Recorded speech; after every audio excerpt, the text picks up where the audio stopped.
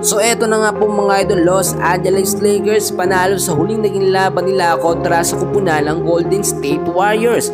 At Austin Reeves pinanalo ang game. Nakita naman natin very intense and crucial. Itatandem at magkakaroon ng panibagong big man ng Lakers. And bago natin yan ipagpatuloy kaibigan, hindi po muna kakalimutan na i-like at i-subscribe ang ating YouTube channel.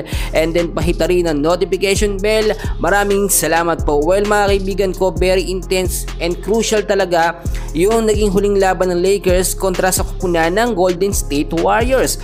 115-113 po ang naging score. 2 points lamang ang kalamangan ng Lakers at si Austin Reeves po ang nagpanalo dyan. Well, kung titignan nyo mga kaibigan, no, si LeBron James kasama sa starting 5 with 31 points, merong 10 assists. Kasama naman si Austin Reeves naman, nakagawa po ng triple-double with 26 points, meron 10 rebounds at 10 assists. Kung titignan nyo, si Anthony Davis ay maaga hong nawala sa game, no, dahil nga nagkaroon siya ng ankle sprain. Medyo masakit yun mga kaibigan, pero hindi yun naging problema. Pero maraming nagsasabi kung hindi maagang nawala sa game ito nga pong si Anthony Davis, ay baka mas malataas pa yung kalamangan ng Lakers or hindi na umabot pa ng ganong klaseng sitwasyon na tumabla sana, no. Magkakaroon pa sana yun ng overtime, pero nakita nyo naman tinapos na nga po ng Lakers. And ayun na rin po sa ating mga nakuhang update, gumaganda na ngayon ang sistema ng Lakers mga kaibigan, at tila hindi na nga po binabago ni JJ Redick ang kanyang sistema na small ball lineup, which is wala pong big man sa starting 5 lineup.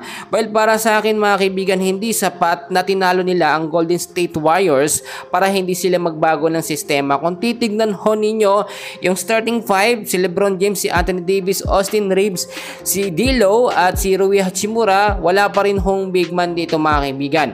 Meron ho tayong mga nakuhang update na magkakaroon ng panibagong big man ng Lakers. So matagal ko na itong sinasabi mga kaibigan, at naghihintay talaga tayo ng mga perfect update. Pero ayon na rin sa ating mga nakuhang legit na update mga kaibigan, ng Lakers ho, no, ay maglalabas ng official update nila, no, bago ho, no, ang nalalapit na finals or bago makapasok sa finals at semifinals ang Lakers, dahil hindi pwedeng ganyan ang gamitin nila. Ang sinasabi ko mga kaibigan, hindi naman mahina ang sistema or lineup nga po ni JJ Redick, pero hindi naman sa lahat ng pagkakataon at oras ay nangyayari na nananalo sila. Marami nagsasabi nakakachamba lang daw ang Lakers at yung naging panalo nila sa Golden State Warriors ay bigay, no, or bentang laban. Well, para sa akin, binigay ng Golden State Warriors ang kanilang best, ganun din ng Lakers, maganda yung naging laban. So ang naging resulta nun, dahil sa maganda pinakita ni Austin Reeves, nanalo nga po ang Lakers. At eto pa mga kaibigan ko, sasabihin ko sa inyo